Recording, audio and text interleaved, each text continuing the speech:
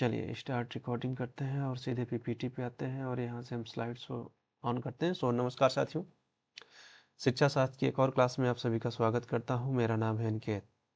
Channel को ज़्यादा से ज़्यादा शेयर सब्सक्राइब करें जिससे सभी लोगों तक वीडियोस पहुँच सके, और बेल नोटिफिकेशन को हमेशा ऑन रखें जिससे कोई भी वीडियोस आप मिस ना कर पाएँ।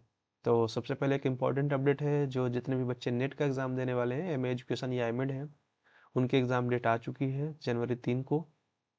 बाकी हम आते हैं, ये जो माइनर क्लास है हमारा, जो हम क्वेश्चन और आंसर का सेशन चला रहे हैं ये इस समय कुछ दिनों से, तो इस पे आज हम फिर 30 क्वेश्चन से लेके आए हैं पेपर 1 के यूनिट 2 के।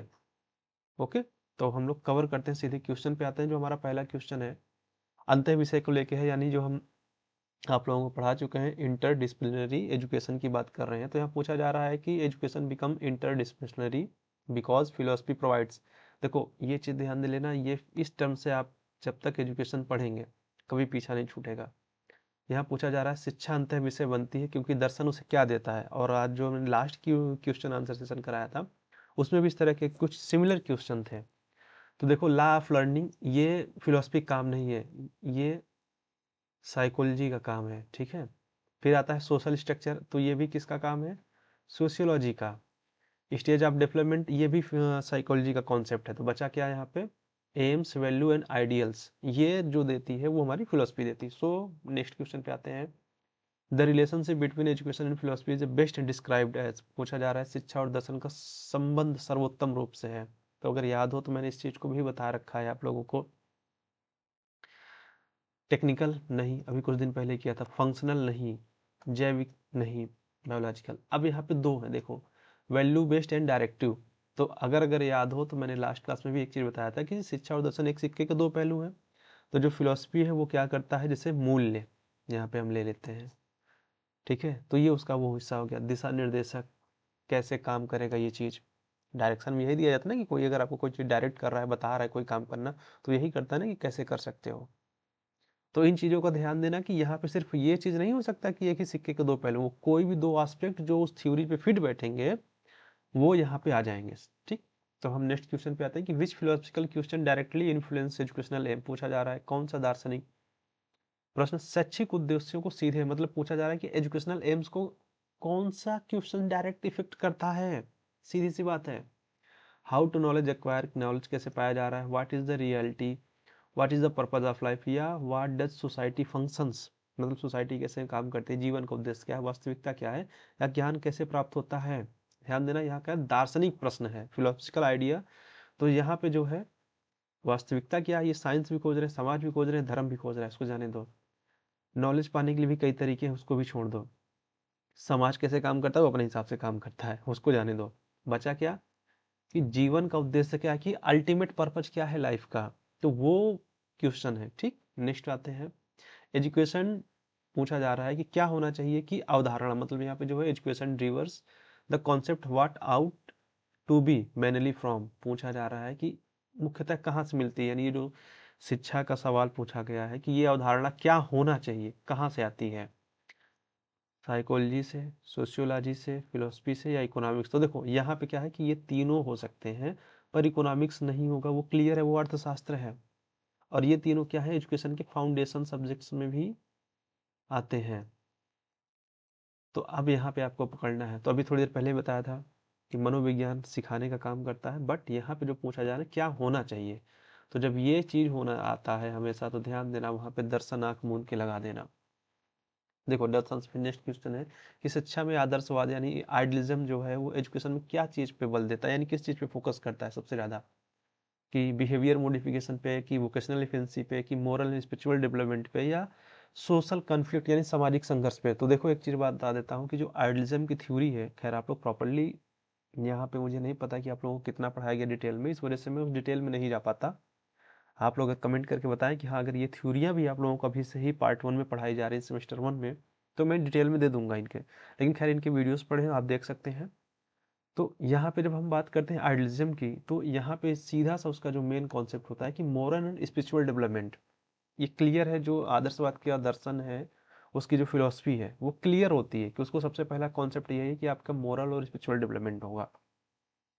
फिर पूछा जा रहा है कि philosophy contributes to curriculum by deciding, कि अगर दर्शन पाठ्यक्रम में क्या योगदान देता है, क्या तय करता है, ऐसी कौन सी चीज़ लाता है कि पेस ऑफ टीचिंग यानी पढ़ने की गति, या nature of content, class size, या एग्जाम टाइम। देखो यहाँ पे सीधे से है नेचर ऑफ कंटेंट, कि क्या आपको दिया जाए, क्या आपको पढ़ना है। ठीक, नेक्स्ट हम आते हैं कि without philosophical foundation education become, अगर हम फिलोसफिकल फाउंडेशन हटा देते, इससे भी थोड़ी देर पहले, एक मिनट यहाँ कलर चेंज कर देते हैं, हमारा फेवरेट ब्लू ले लेते हैं।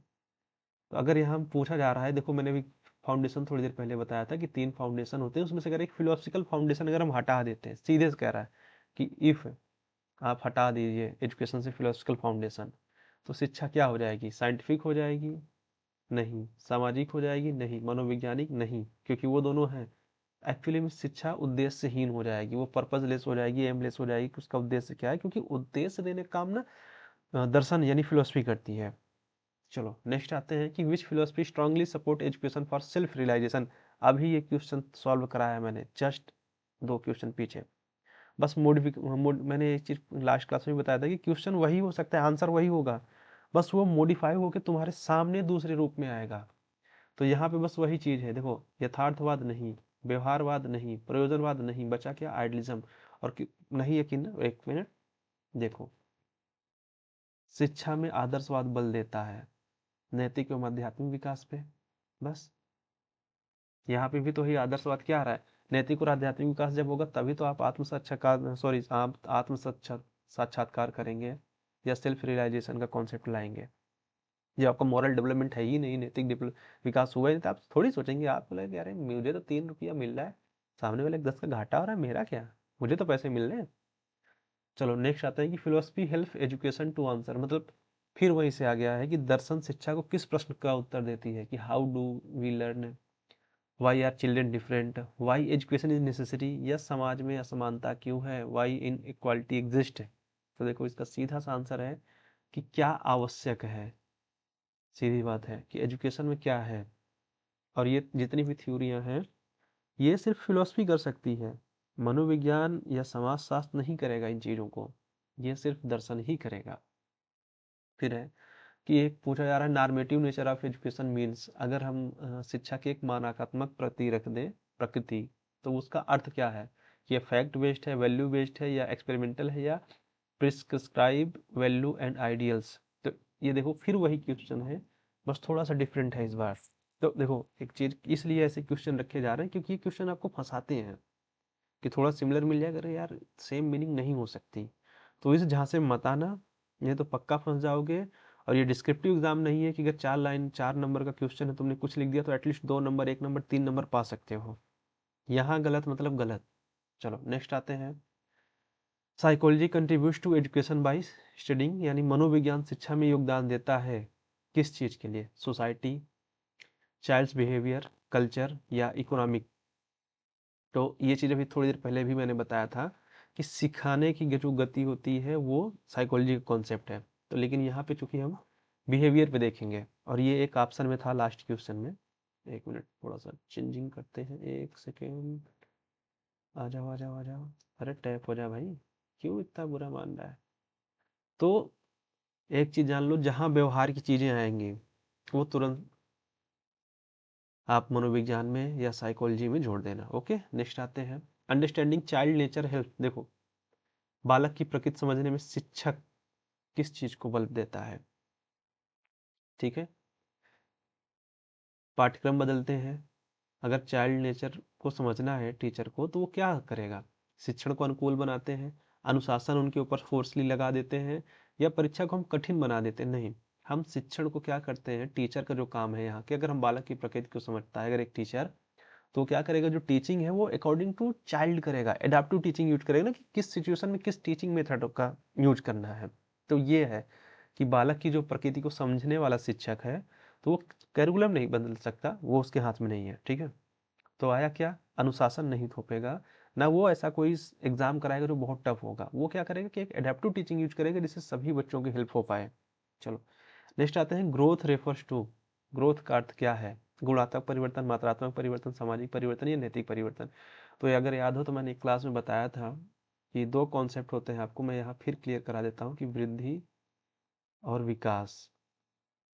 और मैंने बहुत शार्ट में बताया था, जैसे इसका एक खूबी होती है कि ये मात्रात्मक होती है, क्वांटिटेटिव होगी, ये टचेबल होती है अगर सीधे कहा जाए, ठीक है, इसे देख छू महसूस सब कर सकते हैं आप, इसको मापा जा सकता है। बट जब विकास की बात आती है तो ये क्या होता है, गुणात्मक होती है, ठीक है, आप इसे महसूस कर सकते हैं, ठीक है, पर छू नहीं सकते। और इसका मापन करना या तो पॉसिबल नहीं है, या फिर जो टेक्निक्स हैं वो एक्यूरेट किसी चीज को माप नहीं सकती। मापा इसको भी जा सकता है, बट एक्यूरेट आप नंबर नहीं दे सकते कि 10 में से 10 नंबर पाया। जैसे किसी का वजन नापते हैं तो पता चला कि अगर उसका वजन 95.67 है, तो इसमें एग्जैक्टली ये चीजें नहीं हो सकती। खैर यहाँ पे हम ग्रोथ पे आते हैं, तो ग्रोथ क्या है, मात्रात्मक परिवर्तन है। क्लियर है, चलो नेक्स्ट आते हैं। अब देखो डेवलपमेंट की बात आ गई, अभी मैंने कहा था ना, तो डेवलपमेंट में क्या शामिल है, केवल फिजिकल चेंजेस या ओनली मेंटल चेंजेस, या फिजिकल मेंटल इमोशनल चेंजेस, या ओनली सोशल। तो जहाँ पे है, जब हम बात करेंगे डेवलपमेंट की, तो उसमें फिजिकल मेंटल इमोशनल सोशल सारी चीज़ें आ जाती हैं। तो खैर यहाँ पे सिंगल सिंगल बात कर, इसलिए इनको हमने नहीं रखा ऑप्शन में। और यहाँ पे आते हैं, चलो अब बात करते हैं, individual different must be considered because. कहा जा रहा है कि व्यक्तिगत भिन्नताओं पे क्यों ध्यान देना चाहिए, या ध्यान देना आवश्यक है, क्यों, सभी बच्चे समान हैं, all children are same, all children are different, curriculum is the same, ये सोसाइटी इज द सेम, कि ये सभी एक समाज से आते हैं, सभी बच्चे समान हैं, सभी बच्चे भिन्न हैं, या पाठ्यक्रम समान है। तो ध्यान देना, जो इंडिविजुअल डिफरेंट का कॉन्सेप्ट है वो समझा देता हूँ। खैर इसका आंसर पहले बता देता हूँ, इसका बी होगा,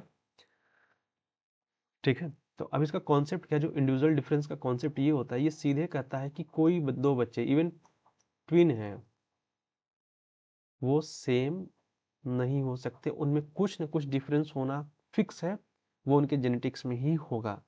क्योंकि क्लियरली दो एक जैसी सोच वाले इंसान एग्जिस्ट ही नहीं कर सकते, कुछ ना कुछ डिफरेंस होगा, माइन्यूट सा ही सही होगा जरूर। ये हो ही नहीं सकता, नेचर ऐसा करती ही नहीं, वो इतना सेफ गेम नहीं खेलती कि हम दो लोग एक जैसे बना दें। शक्ल मिल सकती है, रंग रूप मिल सकता है, बोलने का तरीका हो सकता है, चाल ढाल सेम हो सकती है, पर हो सकता है लिखने का पैटर्न अलग हो दोनों का, एक लेफ्टी हो, एक राइट हैंड यूज करता हो सकता है सोचने के तरीके दूसरे हो, एक क्रिएटिव माइंड हो, एक डिस्ट्रक्टिव माइंड हो। तो क्लियरली है कि बच्चे सभी डिफरेंट हैं, इसलिए इंडिविजुअल डिफरेंस पे ध्यान दिया जाता है कि किस बच्चे की क्या क्या आवश्यकता है, उस पर हमें नीड है, उस पर फोकस करना पड़ता है। ये चीज़ हमें सिखाती है साइकोलॉजी, इस चीज़ का ध्यान देना। फिर पूछा जा रहा है कि psychology helps education to understand, यानी मनोविज्ञान शिक्षा को समझने में क्या सहायता करता है। तो learning process, social structure, economical system, या पॉलिटिकल पावर। तो देखो नीचे के दो ऑप्शंस को तुरंत रिड्यूस कर दो। चलिए आप लोग बाहर जाइए, अब बचा क्या, लर्निंग प्रोसेस या सोशल स्ट्रक्चर, बताइए। तो यहाँ पे जो जाएगा, सीखने की प्रक्रिया, जो लर्निंग का प्रोसेस होता है, ये आती है पूरी यहाँ से, इस चीज़ का ध्यान देना। फिर child centre education based on, child centre जो एजुकेशन, देखो कॉन्सेप्ट आया था, वो ना तो दर्शन से आया था, ना समाज शास्त्र से आया था, ना राजनीति शास्त्र से, ये आया था साइकोलॉजी से ही आया था, मनोविज्ञान से, यहीं से वकालत की गई थी। दर्शन में भी आया था, लेकिन प्रॉपर एक दर्शन में नहीं, लेकिन सबसे पहले मनोविज्ञान से। तो अब हम इग्नोरिंग, अगर हम चाइल्ड नेचर की बात करते हैं, अगर हम बालक की प्रकृति की उपेक्षा करते हैं, तो क्या हो सकता है, प्रभावी अधिगम हो सकता है, अधिगम और अच्छा हो सकता है, कहने का मतलब है, या एडजस्टमेंट में प्रॉब्लम हो सकती है, या क्रिएटिविटी बढ़ सकती है, या कॉन्फिडेंस लैक हो सकता है। देखो इसका प्रॉब्लम ये है कि अगर हम बालक के नेचर की अवहेलना करते हैं, या उस चीज़ को इग्नोरेंस करते हैं, जैसे मैंने इंडिविजुअल डिफरेंस की बात की, तो यहाँ पे देखो प्रॉब्लम आएगी एडजस्टमेंट प्रॉब्लम में, क्लियरली है। क्योंकि जब उसको, सब बच्चे का नेचर अलग है, तो हम जो मिलते जुलते नेचर हैं उनके लिए कोई एक और टीचिंग मेथड से एक बात कर रहे हैं, टीचिंग मेथड की, उसके लिए कुछ और टीचिंग मेथड यूज कर सकते हैं। जैसे एक सिंपल से एग्जांपल देते हैं, टीचिंग मॉडल है VARK, ठीक है। वी का मतलब है वीडियो, ए का मतलब है ऑडियो, आर का मतलब है कि रीडिंग, के का मतलब है गतिक काइनेथिस्ट, सॉरी काइनेथिस्टिक। हाँ, इसमें क्या होता है कि गतिक क्रियाओं द्वारा सीखना। वी मतलब कोई, जैसे ये वीडियो चल रही है तो किसी को वीडियो के द्वारा अच्छा लगता है, कोई सिर्फ ऑडियो सुनना चाहता है, कोई सिर्फ पढ़ना चाहता है, या कोई एक्टिविटी बेस पे कर सकता है। तो अगर हर बच्चा चारों को नहीं फॉलो करेगा, या तो एक को करेगा, या तो ज़्यादा से ज़्यादा दो को करेगा, चारों एक्टिविटीज़ कोई नहीं फॉलो कर पाएगा। और इंडिविजुअल डिफरेंस की जब आप इस चीज़ को इग्नोर करेंगे, तो नो डाउट इसका इफेक्ट पड़ेगा।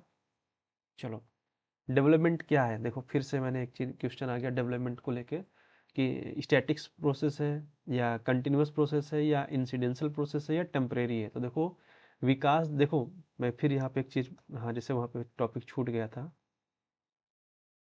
जो ग्रोथ और डेवलपमेंट में एक अंतर और सवाल से मुझे याद आ गया। तो ग्रोथ क्या है कि एक टाइम के बाद क्या हो जाएगी, स्टॉप हो जाती है, क्लियर है। पर डेवलपमेंट कभी नहीं रुकती, वो तभी रुकेगी जब आप यहाँ आ जाएंगे और अग्नि प्रवाहित, सॉरी अग्नि प्रज्वलित हो जाएगी, यानी आपका द एंड हो जाएगा।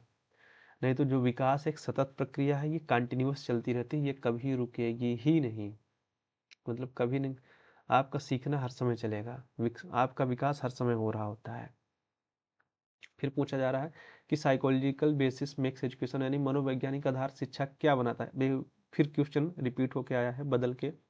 वैल्यू बेस ये दर्शन का काम है, ये समाज का काम है सोशियोलॉजी का, और ये पॉलिटिकल या राज्य का काम है। बचा क्या, चाइल्ड सेंटर। चलो नेक्स्ट आते हैं, सोशियोलॉजी स्टडी एजुकेशन है। अब समाजशास्त्र के सारे क्वेश्चन जुड़े रहेंगे, तो यहाँ से आप लोग एक पकड़ सकते हैं, खैर ये मुझे हटाना पड़ेगा, इससे क्या होगा कि आप लोग आंसर करना पकड़ लेंगे, एक सीक्वेंस में नहीं रहना चाहिए। पूछा जा रहा है कि समाजशास्त्र शिक्षा का अध्ययन करता है तो क्या करता है।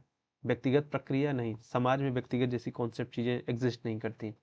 बायोलॉजिकल नहीं, मेंटल नहीं, मेंटल भी अगर है तो ये साइको कॉन्सेप्ट हो जाएगा, ठीक, इस चीज का ध्यान देना। तो ये जाएगा सोशल प्रोसेस, शिक्षा को सामाजिक बनाती है।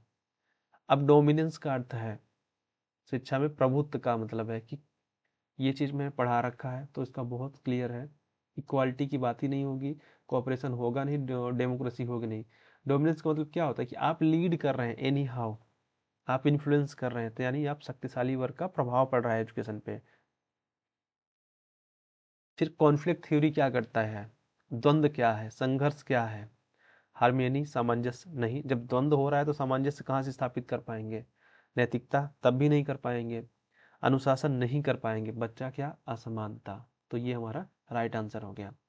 फिर पूछा जा रहा है कि डोमिनेंस शिक्षा प्रभुत्व का उपकरण बनती है जब समान अवसर हो, इक्वल, अगर कोई चीज मिल रही तो नहीं होगा।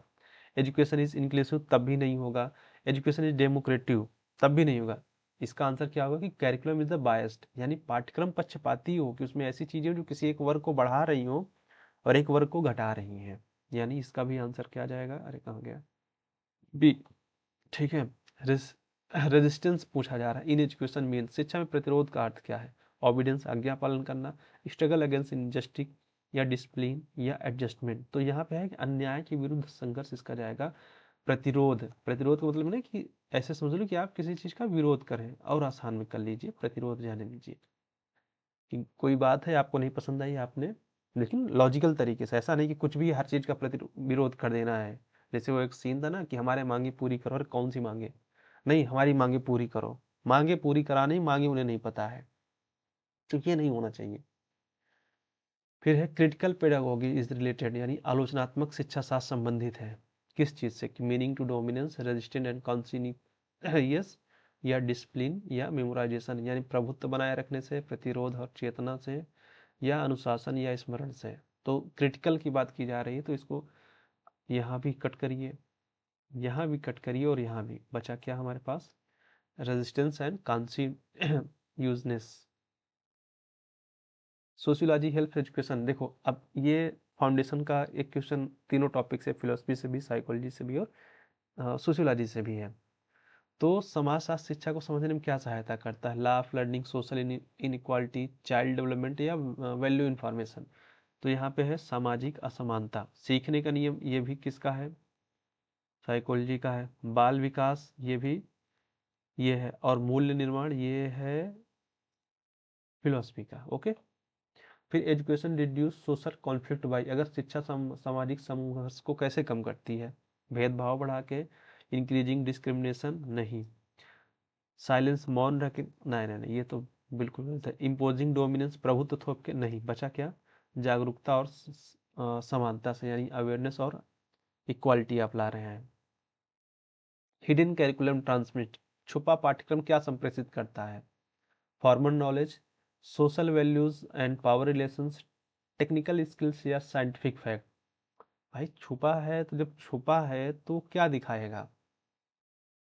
औपचारिक ज्ञान नहीं दिखा रहा है, तकनीकी कौशल नहीं, वैज्ञानिक नहीं, सामाजिक मूल्य और शक्ति संबंध दिखा रहा है, हिडन कैरिकुलम, तभी तो वो छुपा है। फिर लास्ट क्वेश्चन है हमारा, इंटरडिसिप्लिनरी नेचर ऑफ एजुकेशन। सो शिक्षा का अंत विषय स्वरूप हमें क्या दिखाता है? शुरुआत के भी क्वेश्चन रखे, इस चीज को ध्यान देना, भूल मत जाना। इसका क्लियर आंसर है अनेक विषयों से संबंध, एकल विषय नहीं होगा, शिक्षण केवल केवल परीक्षा नहीं। तो और इधर रही आपकी आंसर की फाइनल। और एक बात कहना चाहूँगा कि अभी जो हम लोग कर रहे हैं, हम पेपर 1 के यूनिट 2 के 30-50 क्वेश्चन कवर कर चुके हैं। 100 क्वेश्चन का मैं PDF डाल चुका हूँ, और होपफुली कि जैसे फ्री होता हूँ तो मैं बचे हुए कम से कम 100 से 200 क्वेश्चन और डाल देता हूँ, खासकर पेपर 1 के। और यहाँ पे पेपर 2 के भी एटलीस्ट टारगेट मेरा ये रहेगा कि 22 तारीख से पहले मैं 200 से 300 क्वेश्चन आप लोगों को और प्रोवाइड करा पाऊँ, और कम से कम 30-30 क्वेश्चन के जो सेट हैं मैं आपको प्रोवाइड करा पाऊँ क्लासेस में। और 18, 19, 20 3 दिन है, 3 दिन में मेरा टारगेट ये होगा कि आपको 400 क्वेश्चन और प्लस कम से कम 100 क्वेश्चन सॉल्व करा पाऊँ।